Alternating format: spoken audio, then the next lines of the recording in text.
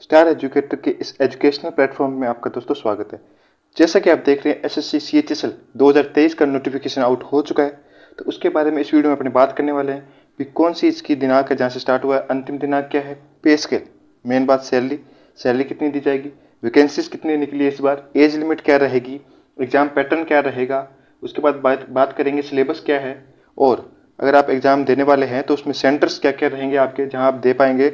उसके बाद बात करेंगे एप्लीकेशन फीस कितनी है और कैसे इसको अप्लाई कर सकते हैं। ठीक है, तो बात करते हैं। पहला अपना है dates of submission on online application, यानी जो एग्जाम फॉर्म है वो 9 मई से स्टार्ट हो चुके हैं और अंतिम जो दिनांक है आपकी वो कितनी रहेगी, 8 जून, यानी अंतिम दिनांक आपकी 8 जून रहने वाली है। ये देख रहे हैं आप, मैं इसको गोला कर रहा हूँ। ठीक है, उसके बाद लास्ट डेट 8 जून को है। 10 तारीख तक आप ऑनलाइन पेमेंट करा सकते हैं और 11 तारीख को आप ऑफलाइन चलान जनरेट कर सकते हैं थ्रू। ठीक है, और बात रही एग्जाम की, तो एग्जाम आपका होगा अगस्त 2023 में। ठीक है, और टीयर 2 जो होता है, यानी ये दो होते हैं, कंप्यूटर बेस्ड एग्जामिनेशन आपका रहेगा और ये 2 टीयर में होता है। पहला टीयर आपका अगस्त 2023 में होगा, ये रहा। ठीक है, और जो दूसरा टीयर है वो इस एग्जाम होने के बाद करीबन, अगर मैं आपको बताऊं तो 1 महीना या लगभग 1.5 महीने के बाद दूसरा टीयर हो जाता है। ठीक है, तो नेक्स्ट बढ़ते हैं अपने पे स्केल की तरफ। तो पे स्केल आप देख सकते हैं, लोअर डिवीजन क्लर्क जो पोस्ट है, यानी लोअर डिवीजन क्लर्क या जूनियर सेक्रेटरीट असिस्टेंट यानी जीएसए, जिसका पे लेवल सेकंड, यानी 19,000 से लेकर आपकी सैलरी रहेगी 63,200।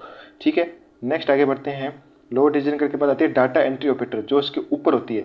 ठीक है, जिसका पे लेवल 4 है, यानी 25,000 से लेकर 81,000 तक आपकी सैलरी बनेगी।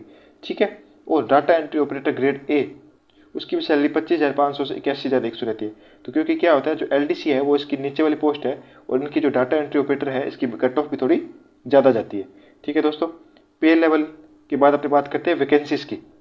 वैकेंसीज कितनी है, अप्रोक्स 1600 वैकेंसीज उन्होंने बताई है, और टेंटेटिव मतलब कम ज़्यादा हो सकती है, अमूमन होती नहीं, लेकिन फिर भी ये टेंटेटिव डालते हैं। कई बार क्या होता है, पोस्ट बढ़ा दी जाती है। जैसे एसएससी जीडी का एग्जाम हुआ था, आपको ध्यान है, उसकी पोस्ट बाद में बढ़ा दी गई थी, 48,000 कर दी गई थी। ठीक है, उसी प्रकार।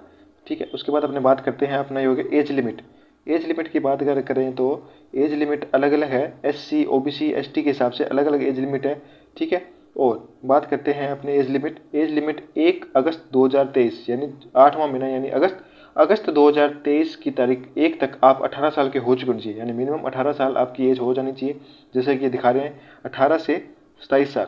ठीक है, कोई भी एज है उसकी 18 से 27 चलेगी, जिसमें ये देख रहे हैं आप 14/7/1988 age limit for the post 18 to 27, यानी 18 साल की उम्र आपकी 14/7/1988 से वैलिड मान सकते हैं, यानी 27 साल लास्ट होता है 88 तक। उसी प्रकार इन्होंने कहा है। ठीक है, और बात करें बी, जो 1 अगस्त 2005 से कोई भी जिसकी डेट ऑफ बर्थ अगर 1 अगस्त 2005 से कम है तो वो फॉर्म अप्लाई नहीं कर पाएगा। ठीक है, 1 अगस्त 2005 से ऊपर आपकी एज होनी चाहिए, यानी 2004, 2003, 2001, 2000, 1988 ऐसे करके। ठीक है, क्योंकि मुझे पता है एसएससी की तैयारी करने वाले जो होते हैं वो 12th पास होते हैं अमूमन, और 12th पास आजकल 16-17 की एज में हो जाती है। ठीक है, तो इसलिए कम एज के होते हैं, तो ध्यान रखें। ठीक है, अब बात करते हैं इसमें एज रिलेक्शन भी है। जैसे मान लो 27 साल तो लास्ट है, लेकिन 27 साल से अगर आप SC ST में सेंट्रल लेवल लिस्ट में, ठीक है, सेंट्रल लिस्ट में डालना, तो आपको 5 साल का रिजर्वेशन है। कितने, 5 साल का। अगर आप ओबीसी में है तो आपको 3 साल का। अगर आप PWD कैंडिडेट है तो आपको 10 साल का। ठीक है, PWD ओबीसी में तो 13 साल का, और अगर PWD आप SC ST में तो आपको 15 साल का एज रिलेक्शन मिलता है। ठीक है, अब आगे अपने बढ़ते हैं एज लिमिट के बाद एग्जाम पैटर्न। ठीक है, जिस एग्जाम की आप तैयारी कर रहे हैं उसका एग्जाम पैटर्न आपको ध्यान में रहना बहुत ज़्यादा जरूरी है। तो एग्जाम पैटर्न देखिए। ठीक है, एक इसमें जो सर्टिफिकेट रखता है SC ST OBC का, वो मैंने आपको बता दिया, सेंट्रल लिस्ट पर होना चाहिए। ठीक है, और ये बता रहे कंपलसरी टाइम, और ये कोई खास इंपॉर्टेंट नहीं है, आपको सीधे एग्जाम पैटर्न की ओर जाना है। ये पोस्ट जो LDC या JSA DO या EO ग्रेड के हिसाब से दे रखा है, 12th स्टैंडर्ड। ठीक है, अब देखिए exam pattern, how to apply आ गया। हाउ टू अप्लाई का अगर मैंने आपको बताया था, अपना पॉइंट था हाउ टू अप्लाई। तो अप्लाई करने के लिए आप SSC वाली साइट, जो ये वाली SSC है, ssc.nic.in पर जाएंगे। तो जैसे आप ssc.nic.in पर जाएंगे, वहाँ आएगा अप्लाई। अप्लाई करते ही आप सीधे इसकी विंडो में खुल जाएंगे। पहले आपको रजिस्ट्रेशन करना होगा। रजिस्ट्रेशन करने के बाद आपको एक एप्लीकेशन नंबर मिलेगा और एक पासवर्ड जनरेट किया जाएगा। उसके बाद अपना आप फॉर्म स्टार्ट कर सकते हैं। इसकी डिटेल वीडियो आपको बाद में अपने चैनल पर मिल जाएगी। ठीक है, उसके बाद अपने बात करते हैं आगे। आपको एग्जाम पैटर्न बताना था। एप्लीकेशन फ़ीस देखिए, एप्लीकेशन फ़ीस जो है वो 100 रुपये। कितनी एप्लीकेशन फ़ीस कितनी है, 100 रुपये है। ठीक, और SC ST के लिए क्या होता है, बिल्कुल फ्री है, और OBC और जनरल के लिए 100 रुपये। ठीक है, नेक्स्ट अपने बात करते हैं फॉर्म करेक्शन। ठीक है, 2 दिन के अंदर आप form correction, centre of examination, ये देख रहे हैं आप, सेंटर अब सेंटर की अपने बात करते हैं, जैसे ये रीजन बांटा हुआ है, एसएससी ने रीजन बांटे हैं, जैसे सेंट्रल रीजन यानी सीआर, सेंट्रल रीजन होता है सीआर, जिसके अंदर बिहार और उत्तर प्रदेश के एरिया आएंगे। ठीक है, अगर आप बिहार या उत्तर प्रदेश से हैं तो आपका सेंट्रल रीजन होगा, जिसमें आपके सेंटर होंगे भागलपुर, मुजफ्फरपुर, पटना, पुराना, आगरा, इस हिसाब से बरेली, जो आपके आप देख पा रहे हैं ये। ठीक है, उसके बाद अपने बात करते हैं नीचे, अगर आप ईस्टर्न रीजन से, जो Andaman Nicobar, island, Jharkhand, Orissa, Sikkim and West Bengal से हैं, तो आपके जो सेंटर है आप यहाँ साइड में देख पा रहे हैं, पोर्ट ब्लेयर। ठीक है, ये वाले साइड में आप देख पा रहे हैं, ये ईस्टर्न रीजन के। ठीक है, तो आप इसको ध्यान से देख सकते हैं आपका सेंटर कौन सा आ रहा है। अगर आप केकेआर यानी कर्नाटक केरला रीजन से हैं, जिसमें लक्षद्वीप, कर्नाटक और केरला 3 आते हैं, तो उसके रीजन यहाँ दे रखे हैं, सेंटर दे रखे हैं। अगर आप मध्य प्रदेश रीजन से, जिसको एम्पेयर बोलते हैं, जिसमें छत्तीसगढ़ और मध्य प्रदेश दोनों हैं, उसके रीजन में आपको देख सकते हैं जो सेंटर है, जैसे डिस्ट्रिक्ट जो है भोपाल, ग्वालियर, इंदौर, जबलपुर, ठीक है, उज्जैन, बिलासपुर, रायपुर। अगर आप लास्ट नॉर्दर्न ईस्टर्न यानी टोटल 5 है, और 5वां है नॉर्दर्न ईस्टर्न रीजन, जिसमें अरुणाचल प्रदेश, असम, मणिपुर, मेघालय, मिजोरम, नागालैंड और त्रिपुरा, ये 5 आते हैं। अगर आप यहाँ से हैं तो आपके ये सेंटर दे रखे हैं। नीचे चलते हैं, अगर आप नॉर्दर्न रीजन से हैं, जिसमें दिल्ली, राजस्थान और उत्तराखंड आता है, तो उसके सेंटर में देहरादून, हल्द्वानी, रुड़की, दिल्ली, अजमेर, बीकानेर, जयपुर, जोधपुर, उदयपुर और सीकर है। इस बार ये हुआ, इन्होंने गंगानगर नहीं रखा। हमेशा एसएससी के एग्जाम में गंगानगर सेंटर होता है राजस्थान का, जबकि अब की बार इन्होंने गंगानगर सेंटर नहीं रखा। ठीक है, तो इसलिए स्पेशल राजस्थान वाले ध्यान दें, गंगानगर सेंटर नहीं है। नॉर्दर्न वेस्टर्न सब रीजन, तो इसमें Chandigarh, Haryana, Himachal Pradesh, Jammu and Kashmir, Lakshadweep and Ladakh and Punjab है, सॉरी, तो ये नॉर्दर्न वेस्टर्न रीजन है, उसके सेंटर है। उसके बाद साउथर्न रीजन भी आपके सामने है। ठीक है, वेस्टर्न रीजन, ये सारे सेंटर मैंने आपको दिखा दिए। अब नेक्स्ट चलते हैं अपने स्कीम ऑफ एग्जामिनेशन यानी जिसको बोलते हैं एग्जाम पैटर्न। ठीक है, क्या बोलते हैं, एग्जाम पैटर्न बोलते हैं, सॉरी। ठीक है, तो इसकी तरफ बढ़ते हैं। अब देखिए आप नीचे एग्जाम पैटर्न, एग्जाम मैंने आपको बोला था 2 टीयर में होगा, टीयर 1 और टीयर 2। जो कैंडिडेट टीयर 1 पास करेंगे वो टीयर 2 की तरफ बढ़ेंगे। ठीक है, टीयर वन में आप देख पा रहे हैं, ये रहा टीयर 1 में आपके जो क्वेश्चन है देख रहे हैं, नंबर ऑफ क्वेश्चन 25-25 के हिसाब से इन टोटल 100 क्वेश्चन आएंगे, और नंबर्स होंगे 200। ठीक है, नंबर 200 होंगे, जिसमें आपके 4 पार्ट रहेंगे। इंग्लिश लैंग्वेज यानी जो बेसिक होगी, जनरल इंटेलिजेंस यानी रीजनिंग, बेसिक क्वांटिट्यूड मतलब basic aptitude, sorry, basic arithmetic skill यानी क्वांटिटेटिव एप्टीट्यूड। ठीक है, मैथ 25 क्वेश्चन की, general awareness 25 question, general intelligence 25 question, और इंग्लिश के बेसिक 25 क्वेश्चन। ध्यान रखें इसमें हिंदी नहीं है। ठीक है, जिसमें एसएससी में हिंदी दी जाती है। टाइम की बात करें तो टाइम आपके पास होगा 60 मिनट का। ठीक है, 60 मिनट का आपके पास टाइम होगा। और अगर कोई पीडब्ल्यूडी कैंडिडेट होता है उसके लिए स्पेशल 80 मिनट दिए हुए इसमें, जैसे ये दे रखा है ना 80 मिनट, तो ये पीडब्ल्यूडी कैंडिडेट के लिए। ठीक है, और पेपर जो होगा आपका कैसे होगा, ऑब्जेक्टिव टाइप होगा। ये ऑब्जेक्टिव टाइप यानी मल्टीपल चॉइस के क्वेश्चन आएंगे। ठीक है, बात करते हैं नीचे नेगेटिव मार्किंग की, तो नेगेटिव मार्किंग 0.50 मार्क्स, यानी ये 200 नंबर का है।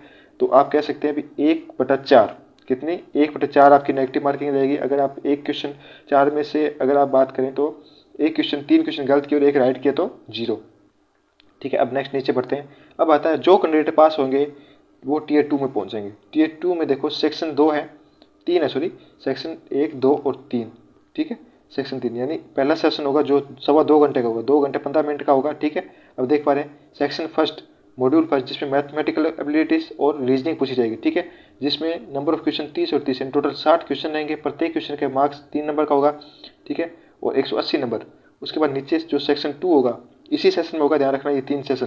ठीक है, सवा आपको 2 घंटे का टाइम ही मिलेगा इसी सेशन में जब चलेगा। जो ऊपर वाला सेशन है सेक्शन फर्स्ट और सेक्शन 2, ये दोनों एक साथ चलेंगे, और ये दोनों कंप्लीट होने के बाद आपका सेक्शन 3 चलेगा, ध्यान रखना। ठीक है, जो सेक्शन 1 और 2 है ये 1 घंटा, देख रहे हैं 1 आवर फॉर ईच सेक्शन, और 1 आवर 20 मिनट्स कैंडिडेट जो पीडब्ल्यूडी है उसको 20 मिनट हमेशा एक्स्ट्रा मिलते हैं, जो टीयर 1 में भी मिले थे और टीयर 2 में भी मिलेंगे। ठीक है, सेक्शन 2 में आपकी इंग्लिश और जनरल वाले सेम वही चीज़ आ गई जो आपने टीयर 1 में किया था। अब इसको दो सेक्शन बांट के अलग से दे दिया। ठीक है, जिसमें इंग्लिश के 40 क्वेश्चन और जनरल अवेयरनेस के 20 क्वेश्चन मिलेंगे, ये भी 60 हो गए, 60 × 180 यानी 360 नंबर आपके यहाँ हो गए। ठीक है, अब नेक्स्ट बढ़ते हैं नीचे सेक्शन 3, जिसमें कंप्यूटर नॉलेज होगी, 15 क्वेश्चन रहेंगे।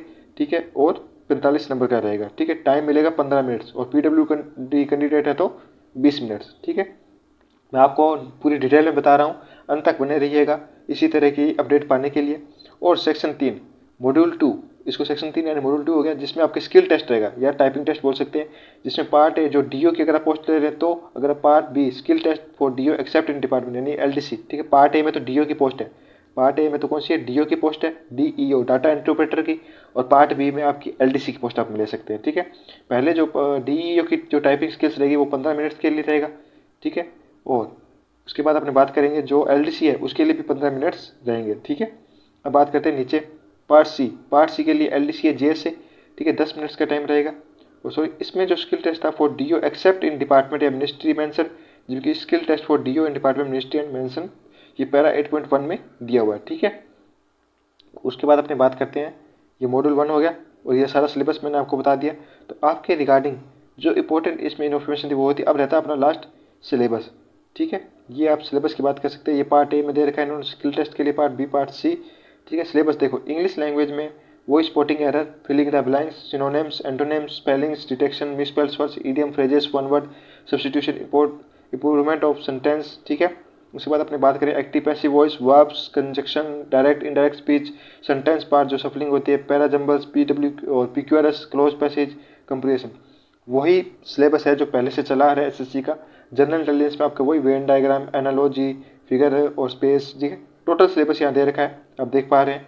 क्वांटिटी एप्टीट्यूड में वही number system, fundamental arithmetical operation जिसमें आप profit loss, discount, partnership, average, square root जो अपने पढ़ते आ रहे हैं, ठीक है। अलजेब्रा, नाम इन्होंने बेसिक अर्थमेटिक लिया है लेकिन इसके अंदर एडवांस के क्वेश्चन आते हैं, ठीक है। मैं आपको बता दूं जो स्पेशल दे रखा है, अलजेब्रा एडवांस है, जियोमेट्री एडवांस का सिलेबस है, मेंसुरेशन एडवांस का सिलेबस है, ट्रिग्नोमेट्री एडवांस का सिलेबस है, ठीक है। उसके अलावा चार्ट्स भी आते हैं, जैसे अपना ये अपने पूरे एक चार्ट आता है जिसके अंदर 5 क्वेश्चन होते हैं। उन 5 क्वेश्चनों में आपका चार्ट्स के अंदर ही पूछा जाता है भी इसका एवरेज निकालिए, इसके कितने ज़्यादा प्रॉफिट है लॉस, मतलब क्वेश्चन वही पूछे जाते हैं लेकिन एक चार्ट के रूप में पूछे जाते हैं, ठीक है। जनरल अवेयरनेस में आपके जो भी है इंडिया जीके का, जैसे India GK, history, political science, ठीक है। उसके अलावा आपने इकोनॉमिक्स होगी, ठीक है। उसके अलावा जनरल साइंस के क्वेश्चन भी पूछे जाते हैं। उसके अलावा art and culture, most important art and culture से ज़्यादा क्वेश्चन पूछे जाते हैं, ठीक है। उसके बाद जो अपना सिलेबस Tier 2 का अपने बात करें तो Tier 2 में वही मैथमेटिकल में वही नंबर सिस्टम, वही फंडामेंटल अलजेब्रा, जियोमेट्री, आप देख पा रहे हैं सेम टू सेम सिलेबस है, कोई खास अंतर नहीं है, ठीक है। और जो रीजनिंग और इंटेलिजेंस है वो भी सेम सिलेबस है, ठीक है। वही वेन डायग्राम, वही वर्बल नॉन वर्बल रीजनिंग, ठीक है। वही अपने आप मैं बात करूँ क्लासिफिकेशन, ठीक है। और अपने सिम्बॉलिक और अपने वो करते हैं क्या नाम है अपने कोडिंग डिकोडिंग, ठीक है। एनालॉजी करते हैं, ठीक है। वो सेम सिलेबस है। और सेक्शन 2 जो इंग्लिश का है वही सेम सिलेबस इसका वही है, सिनोनिम्स, इंटोनिम्स, वोकेबुलरी, ग्रामर, ठीक है। मिसस्पेल्स वर्ड, इडियम, फ्रेजेस वगैरह सब सेम है, ठीक है। Module 2 second section general awareness, same to same syllabus, वही इकोनॉमिक, जियोग्राफी, ये देखो हिस्ट्री, कल्चर, जियोग्राफी, इकोनॉमिक्स, मतलब स्पेशल एक टॉपिक वाइज ना देकर इन्होंने सिर्फ सब्जेक्ट है। इसका मतलब ये हिस्ट्री से 5 भी आ सकते हैं क्वेश्चन, 4 भी आ सकते हैं, 25 में से 2 भी आ सकते हैं, तो कोई हाथ पैर नहीं है इसका, ठीक है। SSC के जीके का कोई हाथ पैर नहीं है, ध्यान रखना, कहीं से भी क्वेश्चन जीके का पढ़ सकता है। कंप्यूटर के अंदर आप बात करें तो कंप्यूटर में सबसे उसके बेसिक, जैसे कंप्यूटर क्या ऑर्गेनाइजेशन कैसे है, सेंट्रल प्रोसेस CPU, ठीक है। इनपुट आउटपुट डिवाइसेस, ठीक है। मेमोरी, ठीक है। उसके अलावा मेमोरी हो गया, मेमोरी के बाद अपने POT, विंडो एक्सप्लोरर, ठीक है। सॉफ्टवेयर हार्डवेयर, इसके अंदर MS Word, MS Excel, MS PowerPoint वगैरह हो गया, ठीक है। इंटरनेट और ईमेल्स के बारे में हो गया, नेटवर्किंग एंड साइबर सिक्योरिटी के बारे में हो गया, ठीक है। ये अपना सिलेबस हो गया और लगभग, ठीक है। तो बात रहती है फ़ोटो और वगैरह जो है अपनी उसकी बात कर लेते हैं, ठीक है। अगर आप जब पेपर देने जाएंगे तो आपको आइडेंटिटी कार्ड के रूप में, प्रूफ के रूप में एक ID कार्ड, कोई भी आधार कार्ड हो, पैन कार्ड हो, वोटर ID कार्ड, ठीक है, कोई भी लेके जा सकते हैं। साथ में 2 फोटो, कलर फोटो लेके जाना जरूरी है, ठीक है। और एक पेन लेके जाना है या 2 पेन ले जा सकते हैं लेकिन वो ट्रांसपेरेंट हो। पेन कैसे होना चाहिए, ट्रांसपेरेंट पेन होना चाहिए, ठीक है। ये आपकी होगी। तो आई होप आपको सारी इन्फॉर्मेशन अच्छी लगी होगी, ठीक है। इसी तरह की अपडेट और इसी तरह के अपने बने रहने के लिए आप हमारे चैनल को सब्सक्राइब कर सकते हैं। वीडियो देखने के लिए तहे दिल से धन्यवाद। जय हिंद, जय भारत, वंदे मातरम।